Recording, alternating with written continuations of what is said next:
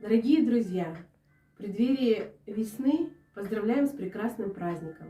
Пускай ваша жизнь будет наполнена уютом, счастьем прекрасных встреч, радостью побед и достижений, огромной любовью и душевным покоем.